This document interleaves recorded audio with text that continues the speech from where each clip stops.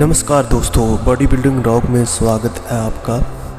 मैं आपको एक ऐसे शख्स की कहानी बताने जा रहा हूँ जिसने दुनिया का सबसे बड़ा बॉडी बिल्डर बनने का सपना देखा। हालांकि वो बहुत गरीब शख्स था और लोकल बसों में सफ़र किया करता था, कभी कभी मेलों में पैदल चलना और एक छोटे से घर में, लेकिन कभी भी उसने अपना सपना तर्क नहीं किया। दोस्तों, मैं बात कर रहा हूँ काई ग्रीन की। जी, काई ग्रीन की मैं बात कर रहा हूँ। आज हम इस ग्रेट बॉडी बिल्डर की ज़िंदगी के बारे में बात करेंगे। हम बात करेंगे उसकी ज़िंदगी की स्ट्रगल के ऊपर। हम बात करेंगे किस तरह उसने इतने बड़े बड़े सपने देखना जारी रखे और आखिर में अपनी ज़िंदगी में सफलता हासिल की। ज़रा सोच कर देखिए दोस्तों, एक ऐसा शख्स जो बिना माँ बाप के बड़ा हुआ, जिसके माँ बाप उसे छोड़कर चले गए हों, और एक अनाथ आश्रम से दूसरे अनाथ आश्रम जाने वाला शख्स हमेशा से ही डिप्रेस्ड रहा हो, तो कैसी होगी उसकी लाइफ। वो हमेशा से ही अकेला रहा, लेकिन कभी भी उसने हार नहीं मानी और आज वो दुनिया के टॉप बॉडी बिल्डर में शुमार हो रहा है। हालांकि काई ग्रीन को उनके बुरे स्वभाव के लिए उनके स्कूल और अनाथ आश्रम से निकाल दिया गया था, लेकिन हाई स्कूल में उसकी रैपिड फिजिकल ग्रोथ को उसके 7th स्टैंडर्ड के इंग्लिश टीचर ने नोट किया था। उनका कहना था कि उनको टीन एज बॉडी बिल्डिंग के कंपटीशन के बारे में बताया जाए, और उन्होंने बताया। 11 साल की उम्र में काई ग्रीन जो है वो सिलिस्टर स्टेल्सन और आर्नल्ड श्वार्ज़नेगर से और बहुत ज़्यादा प्रभावित हुए।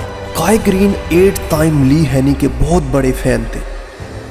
काई ली की बहुत बड़ी फिजिक के फ़ैन थे, उससे बहुत ज़्यादा प्रभावित थे, और इन सब चीज़ों ने काई को एक बॉडी बिल्डिंग की दुनिया में आगे बढ़ने के लिए आशा दी। 13 साल की उम्र में काई ने बॉडी बिल्डिंग के कंपटीशन में हिस्सा लेना शुरू कर दिया, लेकिन अभी भी वो एक अनाथ आश्रम में रह रहे थे जहां वो खुद को सुरक्षित नहीं समझे थे, और कई रातें वो जिम में गुजारने लगे, जिसकी वजह से जिम ही उनके लिए उनका एक परिवार बन गया था। एक दिन काई ग्रीन बर्नार्ड सीली से मिले, जिन्होंने ओलंपियाड 1990 में 14th प्लेस ली थी। ये काई की ज़िंदगी का बहुत बड़ा टर्निंग पॉइंट था, जबकि काई उन्हें अपना भगवान मानने लगे थे। बर्नार्ड ने काई को ट्रेनिंग देने का फैसला किया। 1997 में NPC यूनिवर्स चैम्पियनशिप में काई ने दूसरी जगह हासिल की, और 1 साल के बाद इसी इवेंट में उन्होंने 3rd प्लेस हासिल की। 1999 में उन्होंने टीम यूनिवर्स से हैवीवेट चैम्पियनशिप हासिल की। ये काई ग्रीन के लिए बहुत बड़ी जीत थी, जिससे वो Slovakia IFBB immature world championship में कम्पीट करने के लिए क्वालिफाई हुए, और वहाँ पर काई ने 6th प्लेस हासिल की। ये काई की स्ट्रगल, अब यहाँ पे भी काई की स्ट्रगल अभी ख़त्म नहीं हुई थी। 2004 में NPC यूनिवर्स में हिस्सा लेने से पहले वो 5 साल कंपटीशन से दूर रहे, जहां उन्होंने हैवीवेट और दूसरे बहुत से टाइटल जीते और IFBB प्रो स्टेटस हासिल किया। ये 5 साल उनकी ज़िंदगी के मुश्किल तरीन दिन थे, लेकिन उन्होंने कभी भी हिम्मत नहीं हारी और अपने सपनों पे कभी समझौता नहीं किया। काई 2006 में ऑस्कर आर्डन से मिले। ये एक पुराने कंपेटिटर और एडवाइज़र थे, जिससे काई की ज़िंदगी में बहुत कुछ बदल गया। ऑस्कर आर्डन काई को ट्रेनिंग देने लगे। 2007 में काई को महसूस हुआ कि वो ओलंपिया के लिए तैयार नहीं है। 2009 में काई ने आर्नल्ड क्लासिक और ऑस्ट्रेलियन प्रो जीता। ये काई के लिए बहुत बड़ी जीत थी, और ओलंपिया में इसी साल उन्होंने 4th प्लेस हासिल की। मई 2010 में काई ने अपने दूसरे आर्नल्ड क्लासिक जीता। 2010 में ही ओलंपिया में उन्होंने 7th प्लेस जो है वो हासिल की, जिसके बाद उन्हें मायूसी हुई, लेकिन उन्होंने और ज़्यादा मेहनत की और ज़्यादा स्ट्रगल की और ज़्यादा हैवी वेट उठाया और स्ट्रगल करते रहे, और उन्होंने कभी भी हार नहीं मानी। उन्होंने अपने सपनों पे कभी भी समझौता नहीं किया।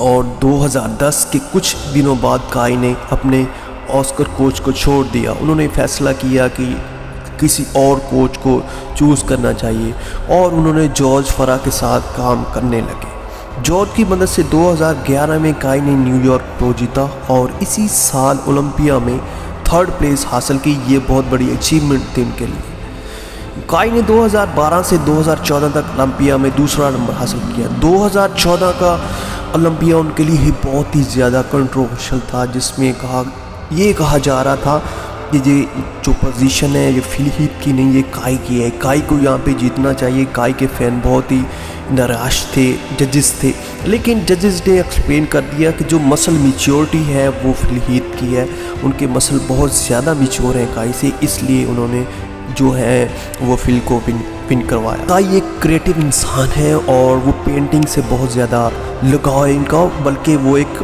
कलाकार आदमी है और वो अपनी कलाकारी पेंटिंग में दिखाते हैं।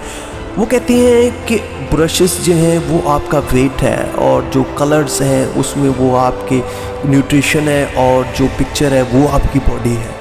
तो इस तरह वो अपनी कलाकारी दिखाते हैं। आप देखते होंगे कि पोजिंग में भी वो बहुत ज़्यादा कलाकारी दिखाते हैं और उनके पोजिंग करने का अंदाज़ भी आप कह लें कि एक निराला अंदाज़ है और बहुत ही ज़्यादा डिफरेंट है दूसरों से। काई ने किसी वजह से 2015 से 2022 तक अभी तक ओलंपिया में हिस्सा नहीं लिया और मेरे देखने में काई बहुत ही ज़्यादा मेहनती बॉडी बिल्डर हैं। उन्हें दोबारा खेलना चाहिए, उन्हें दोबारा ओलंपिया में आना चाहिए। उनके अगर हम बात करें एसेट की तो आज तक काई के जो पास लगभग 50 करोड़ की प्रॉपर्टी है और वो पर्सनल ट्रेनिंग भी देते हैं। उनकी एक न्यूट्रिशन ब्रांड है जिसका नाम डायनामिक है और वो पर्सनल ट्रेनर से लाखों डॉलर जो है वो अर्न करते हैं। तो दोस्तों, एक इंसान जिसने बसों में सफ़र किया, मीलों पैदल चला, 3 वक्त के खाने के लिए उसने बहुत स्ट्रगल की, आज उसने सब कुछ हासिल कर लिया।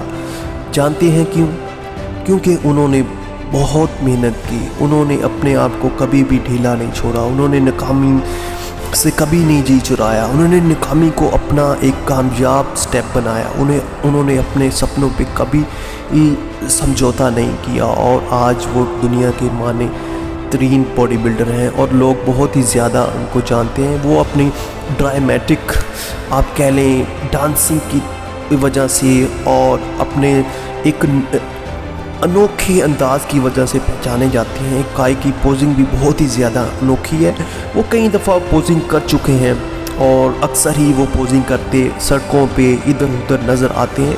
वो एक क्रिएटिव इंसान है। दोस्तों, तो आप काई की क्रीन के बारे में क्या सोचते हैं? क्या उन्हें दोबारा ओलंपिया में हिस्सा लेना चाहिए? नीचे कमेंट बॉक्स में बताइएगा और ये भी ज़रूर बताइएगा कि क्या इसके अलावा और कौन कौन से टाइटल उनके नाम रहे। कोई अगर टाइटल रह गया है तो नीचे कमेंट बॉक्स में बताइएगा। कोई उनकी अचीवमेंट है वो भी कमेंट बॉक्स में बताइएगा। तो आज की वीडियो इतनी ही थी काई ग्रीन के ऊपर। मेरे चैनल को सब्सक्राइब कर लें, साथ बेल आइकन का बटन प्रेस कर लें।